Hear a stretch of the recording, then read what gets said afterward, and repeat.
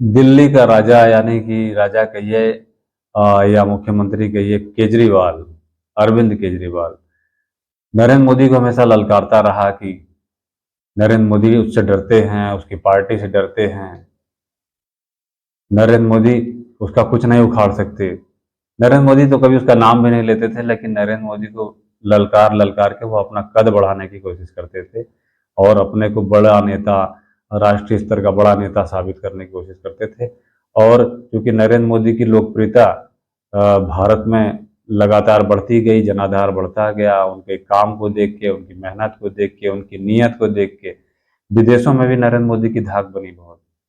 तो विदेश में भी जो भारत विरोधी शक्तियां हैं, जो हर देशों में दुनिया में के खेलती हैं, वैसे ही भारत में भी उन्होंने खेलना शुरू किया। नरेंद्र मोदी के खिलाफ मजबूत देखते हुए अरविंद केजरीवाल को कहीं ना कहीं बाहर से समर्थन भी मिलने लगा। इसकी वजह से नरेंद्र मोदी के खिलाफ केजरीवाल का जो उत्साह था वह भी बढ़ने लगा। अगर प्रतीकात्मक रूप से तुलना की जाए तो भारत में जितने भी माइथोलॉजी है, महाभारत, रामायण है, सबके पात्र अपने किरदार को दोहराते हैं। अपने पात्र को, अपने किरदार को सारे पात्र दोहराते हैं। ठीक उसी तरीके से जैसे अरविंद केजरीवाल कहते हैं कि मेरी बड़ी लोकप्रियता है दिल्ली में, और इसी तरीके से रावण ने भी अपनी एक अपना राज्य लंका नगरी बना रखा था, वहाँ का राजा था। और जैसे बहुमत, मजबूत बहुमत के साथ चुने हुए केजरीवाल हैं, मायावी हैं, झूठे हैं, और जैसा जनता जानती है अपने बात से मुकर जाना। और ये यहीं से साबित होता है कि जब 2011 में वह मोटी मोटी फाइलें और कागज के चिट्ठे लेके जब वो शीला दीक्षित के खिलाफ बोलते थे, लालू प्रसाद यादव के खिलाफ बोलते थे, उत्तर प्रदेश की सरकार के खिलाफ बोलते थे, जितनी भारत की परिवार पोषित पार्टियां, जिन्हें परिवारवादी पार्टियां कहते हैं, उनके खिलाफ वो बोला करते थे, उन सभी के साथ वह आज मंच शेयर कर रहे हैं। उनको बुलाकर अपनी अपनी जेल और अपनी सजा को मतलब को दबाना चाहते हैं, न्यायपालिका को प्रभावित करना चाहते हैं। तो लंका में भी रावण बहुत जमा जमाया था, उसने बहुत बड़ा अपराध किया था माता सीता को अपहरण करने का। और अपराध करने के बाद वो अपनी लंका में जाके आराम से बैठा हुआ था। उसे लगता था कि राम तो कभी यहाँ तक आएंगे नहीं, और राम को पता भी नहीं चलेगा फिर सीता का क्या हुआ। रावण को जो करना होगा वो करेगा। जब राम को सीता की तलाश करते करते यह पता चल जाता है कि रावण के पास सीता माता हैं और रावण उन्हें अपहरण करके ले गया है, और रावण को भी यह बात पता चल जाती है कि भगवान श्री राम को यह जानकारी हो चुकी है और वह चढ़ाई कर देंगे, माता सीता को लेने वो आएंगे। जैसे केजरीवाल को ये पता था कि वह अपराध तो कर चुका है, लेकिन उसकी लोकप्रियता इतनी है कि लोकप्रियता की आड़ में वो अपने अपराध को, जैसे अभी तक भारत में राजनीति में होता आया है, हो जाएगा। लेकिन नरेंद्र मोदी तो भ्रष्टाचार के खिलाफ, जातिवाद के खिलाफ और परिवारवाद के खिलाफ जो अपनी लड़ाई लेके चले हैं, बहुत साफ मन से, बहुत संकल्पित मन से अपनी उस लड़ाई को लड़ रहे हैं। और सत्ता में बने रहने के लिए जो 19-20 करना होता है, क्योंकि सत्ता में रहेंगे तभी राष्ट्र की रक्षा कर पाएंगे। तो ये सारे जितने फंस रहे हैं इसमें, ये अपने अपराध को लोकतंत्र की लबादे से जो है ढकना चाहते हैं, कि मतलब कि आफत इन पर नहीं, आफत लोकतंत्र पर आई है। तो रावण जो था वो भी बहुत बड़ा अपराधी था। वह सोचता था कि राम उस तक कभी नहीं आएंगे, अट्टहास लगाता था।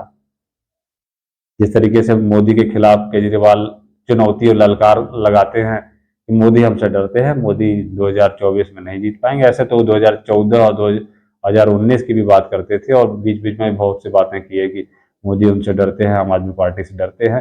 तो जब रावण का अपराध जब पता चल गया और भगवान राम ने जब चढ़ाई करने की तैयारी की, तो सबसे पहले भगवान राम ने वहां अंगद और हनुमान जी को भेजा था। इसी तरीके से जब केजरीवाल के सारे अपराध सामने आ गए, तो केजरीवाल को जो है समन भेजा गया। एक नहीं, 9 बार समन भेजा गया, 10वीं बार इन्हें गिरफ्तार किया गया। केजरीवाल ने सारे प्रयास किए कोर्ट में भी बचने के, तमाम तरह के पैंतरे लगाए, जैसे रावण लगाता है, मायावी रावण जिस तरीके से अपने सारे पैंतरे लगाता है, वह रास्ते में राम को रोकने हनुमान जी को रोकने की कोशिश किया, अंगद को गिरफ्तार कर लिया, अंगद को अपने दरबार में बेइज्जत किया। और इसी तरीके से केजरीवाल ने भी कहा कि सारे समन झूठे हैं और ये क्या नाम है, ये अवैध हैं। सबसे बड़ी बात उसने कही कि अवैध हैं। कैसे अवैध हो सकते? ईडी और सीबीआई या कानून व्यवस्था के तहत जो कुछ भी समन भेजे जाते हैं वह आप कैसे कह सकते हैं कि अवैध है? उन्होंने अवैध कहा। भगवान राम के जब दूत के रूप में हनुमान और अंगद गए तो समुद्र में भी बहुत सी अड़चनें लगी। दरवाजे पर जब लंका के दरवाजे पर पहुंचे तो वहां पे भी एक से एक असुर खड़े थे। वो तरह तरह की माया रच रहे थे कि नहीं हो सकता, नहीं आप आ सकते। हनुमान जी ने जब वहां पर अपनी शक्ति दिखाई तो रावण ने हनुमान जी की पूंछ में आग लगा दी। ऐसे ही जब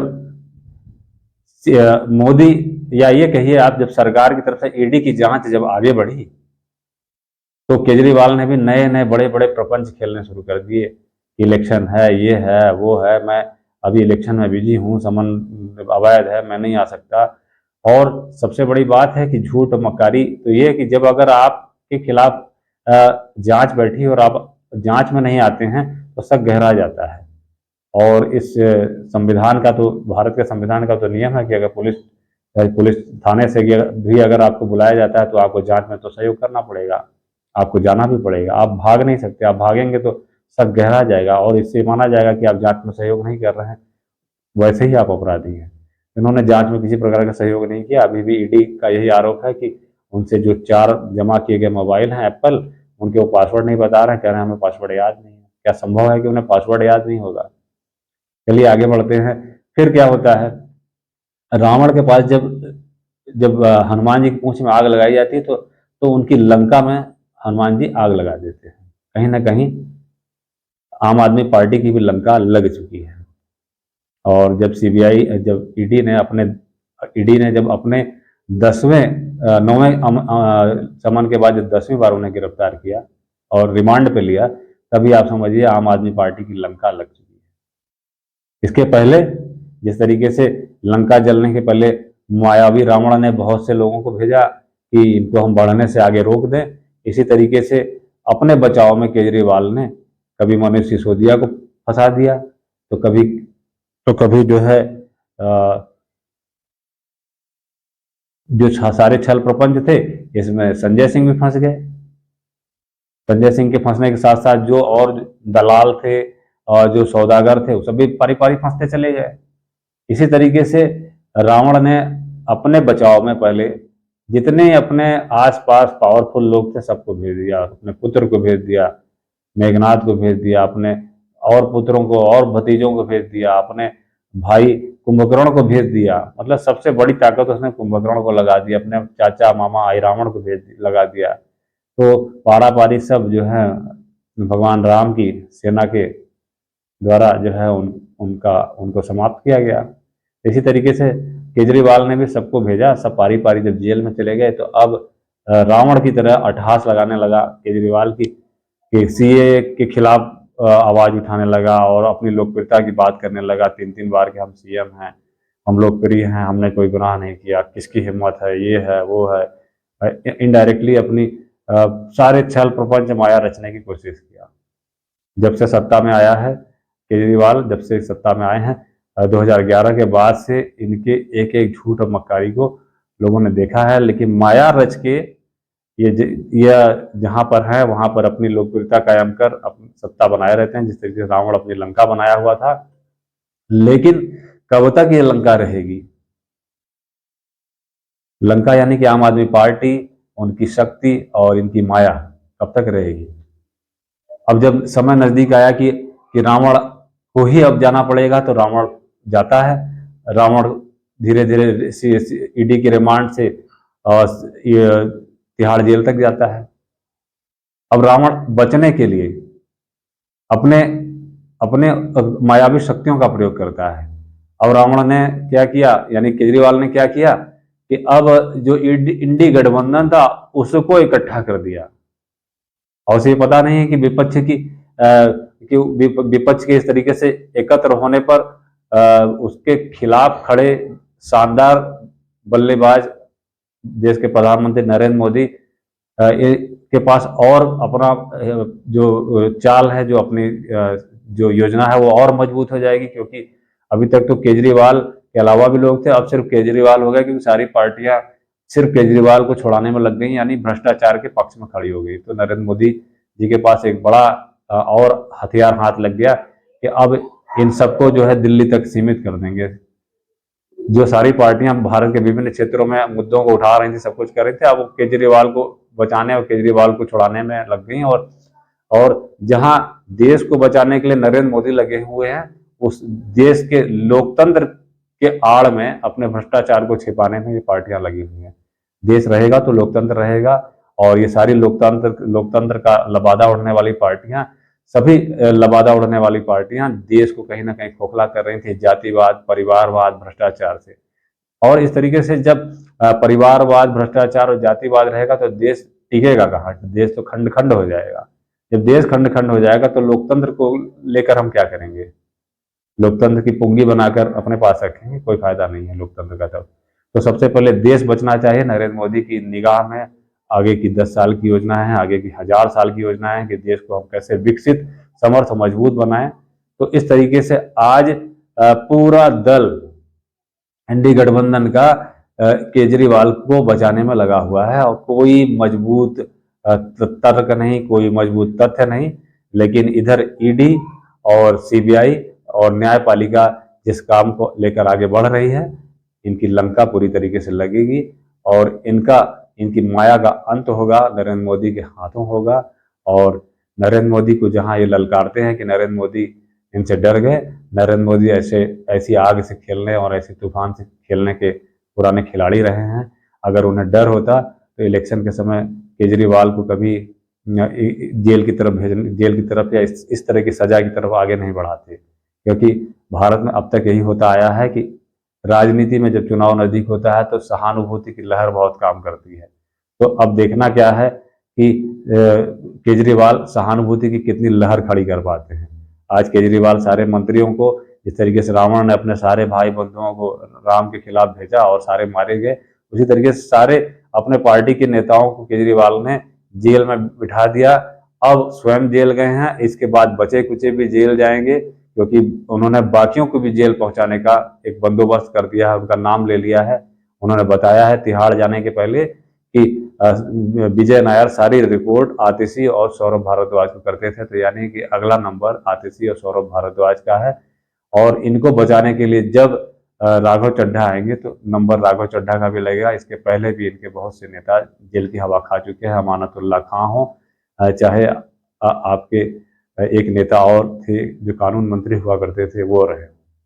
तो इस तरीके से अब पत्नी को आगे बढ़ाकर सहानुभूति और सिंपैथी का गेम खेलने की कोशिश की जा रही है। लेकिन देखने में जो आ रहा है, इनके कुछ समर्पित कार्यकर्ता सिर्फ शोर शराबा कर रहे हैं, चाहे नरेंद्र मोदी के खिलाफ, चाहे बीजेपी के खिलाफ, ईडी के खिलाफ, या तिहाड़ जेल के बाहर जो भी शोर शराबा और हंगामा नाटक कर रहे हैं, सिर्फ इनके कुछ कार्यकर्ता हैं जो भी पेड लगते हैं।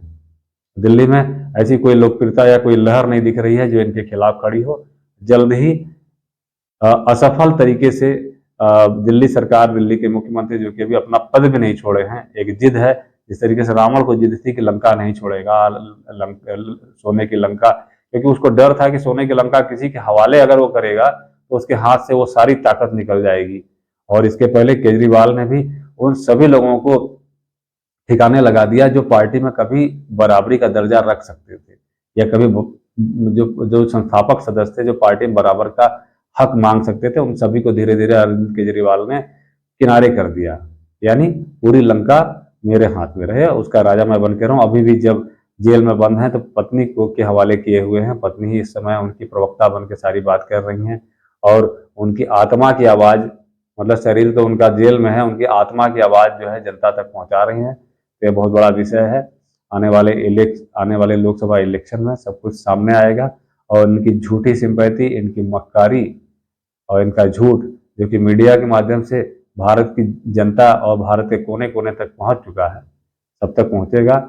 और इनकी सोने की लंका यानी कि इनकी दिल्ली में इनकी जो आम आदमी पार्टी की जो सरकार है, जहाँ के मुख्यमंत्री हैं और जहाँ से सारी माया रचते हैं और अट्ठास लगाते हैं, इन सभी का अंत होगा जो बहुत करीब है। इस विषय में आपकी क्या राय है, हमें कमेंट सेक्शन में जरूर बताइएगा। और हमने एक प्रतीकात्मक तुलना की भारत के पौराणिक कथाओं से, रामायण से हमने तुलना की, रामायण के पात्र रावण से तुलना की, ठीक मिलती जुलती कहानी है। और जिस तरीके से लोकप्रियता भगवान राम की थी, उसी तरीके से लोकप्रियता भारत में इस समय श्री नरेंद्र मोदी की है। तो नरेंद्र मोदी परिवारवाद, भ्रष्टाचार और जातिवाद के खिलाफ एक मुहिम चला रहे हैं और देश की गरीब, नौजवान, युवा और महिला, जिस कहते हैं नरेंद्र मोदी के हमारे लिए सिर्फ 4 जातियां हैं, गरीब, युवा, किसान और महिला। इनको समर्पित उनके जो अपने प्रयास हैं देश को मजबूत करने के, और अगली सरकार वह विकसित भारत संकल्प लेकर आगे बढ़ रहे हैं। इसको लेकर वो सरकार बनाने के लिए उतरे हुए हैं और निश्चित रूप से 400 पार का वह लक्ष्य जो लेकर चल रहे हैं, उनके दिमाग में सारी पिक्चर क्लियर है और वह ऐसा कर सकेंगे, क्योंकि उनके काम भी बोलते हैं और उनके आत्मविश्वास भी बोलता है और सभी कुछ उनके पक्ष में दिख रहा है। और विपक्ष जिस तरीके से छोटे छोटे मुद्दों पर लगा हुआ है, नरेंद्र मोदी से टकराने के लिए न तो उनके पास दशा है, न दिशा है, न कोई मुद्दा है। तो फिर आते हैं कुछ ऐसी ही मजेदार जानकारियों और चर्चाओं के साथ, चुनावी रणनीति और चर्चाओं के साथ। तब तक के लिए धन्यवाद, नमस्कार, वंदे मातरम।